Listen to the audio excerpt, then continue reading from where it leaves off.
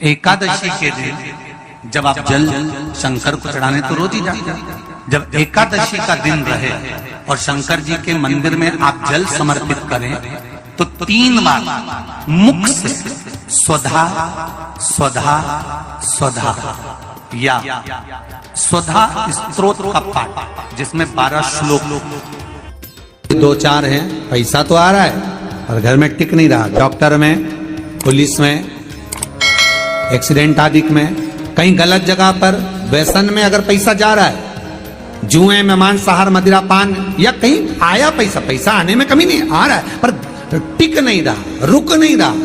कोई मांगने आ गया, दे दिया, फिर वहां से अपने पास नहीं आ रहा, अपन कह रहे हैं भैया हमारा पैसा लौटा दो, नहीं आ रहा। तो महाराज शिव महापुराण की कथा कहती है, एकादशी के दिन गंगा के जल में मात्र 7 बेलपत्री डालकर जो नंदीश्वर भगवान अर्थात जो शंकर जी के शिवलिंग के सामने नंदी होता है, उस नंदी के चरण पर गंगा का जल चढ़ाकर बेलपत्री शिव पर समर्पित कर देता है, उसके घर में रुपया रुकना चालू हो जाता है। फिर वो गलत जगह पर नहीं जाता, गलत स्थान पर वो धन जाएगा ही नहीं।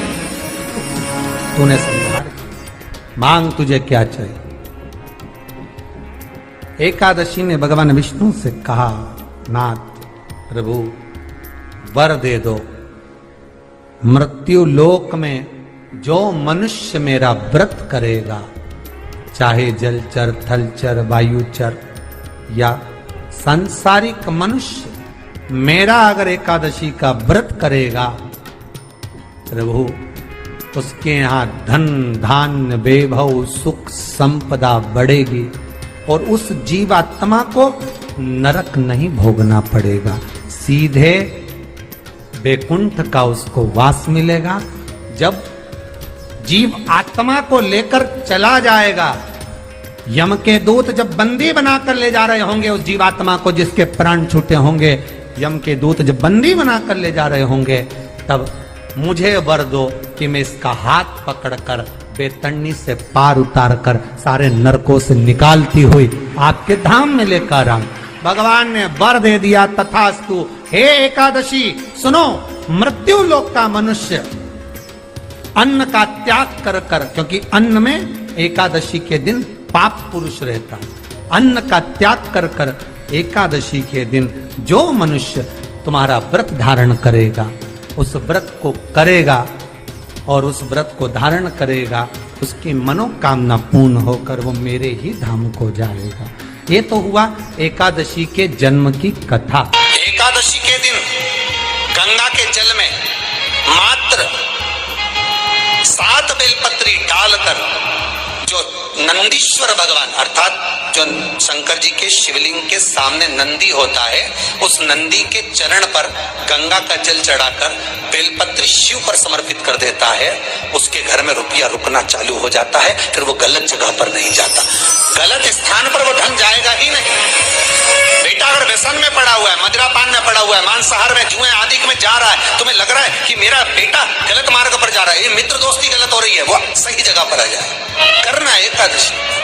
कई लोग इसको धन के लिए भी करते हैं, संपदा के लिए। संपदा के लिए अर्थात जिसका व्यापार नहीं चलता, जिसके घर में पैसा नहीं आता, या नौकरी नहीं लग रही, या सर्विस नहीं लग रही, आप अप्लाई कर रहे हो, जगह जगह जाकर इंटरव्यू भी दे रहे हो और पैसा नहीं आता, तो उसके लिए भी प्रयास किया जाता है। पर उसके लिए यहाँ पर जो धन के लिए करते हैं, उसके लिए विष्णुपदी के लिए करते हैं। मतलब जैसे गंगा के जल में तुलसी के 11 पत्ते डाले जाते हैं और उसको किसी भी नारायण के मंदिर में, राम कृष्ण शिव शंकर नहीं, राम कृष्ण भगवान विष्णु दत्त आदि जितने नारायण के मंदिर हैं, उस मंदिर में किसी भी पात्र में, एक छोटे से पात्र में उसको भरकर रखी आते हैं महाराज। उससे भी जॉब, सर्विस, नौकरी में सफलता प्राप्त हो जाती है। परंतु वो भी एकादशी को ही होता है। कुछ देर तक पात्र को रखा जाता है, फिर वही पात्र का जल किसी भी वृक्ष के नीचे डाल दिया जाता है, उससे भी नौकरी के लिए फायदा मिलता है। गंगा का जल कोई साधारण नहीं।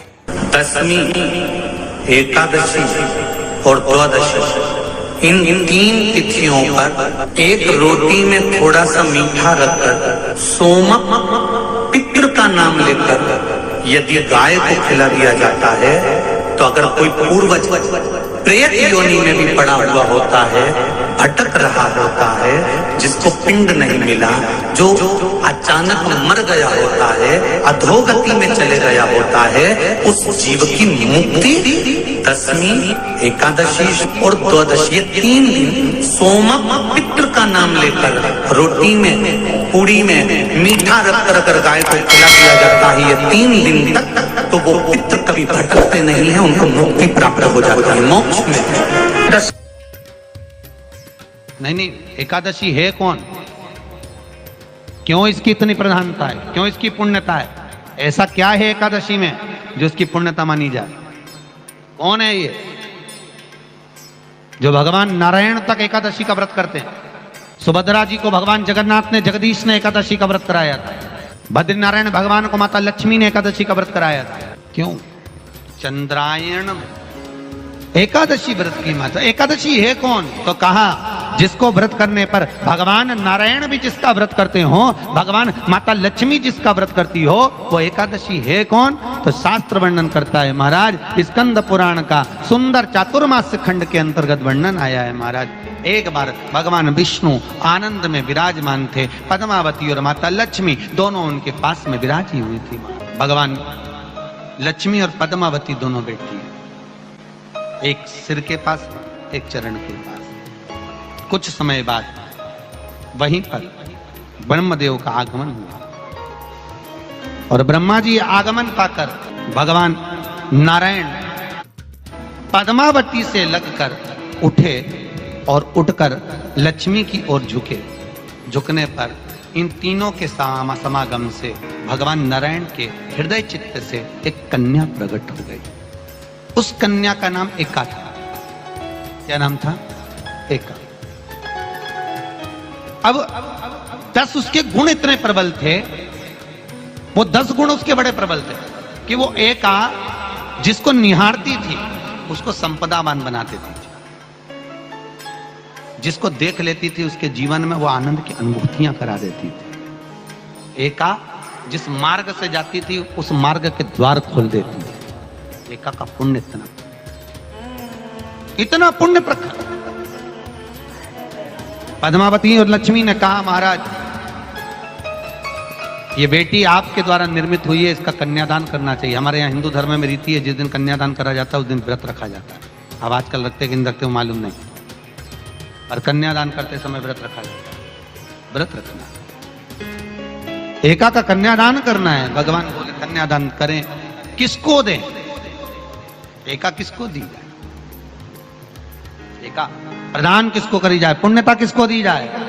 भगवान नारायण ने उसी समय लक्ष्मी और पद्मा से पूछा, तुम एकादशी के दिन जब आप जल शंकर को चढ़ाने तो रोज ही जाते, जब एकादशी का दिन रहे और शंकर जी के मंदिर में आप जल समर्पित करें तो 3 बार मुख से स्वधा स्वधा स्वधा या स्वधा स्तोत्र का पाठ, जिसमें 12 श्लोक। 2-4 हैं, पैसा तो आ रहा है और घर में टिक नहीं रहा। डॉक्टर में, पुलिस में, एक्सीडेंट आदि में, कहीं गलत जगह पर, व्यसन में अगर पैसा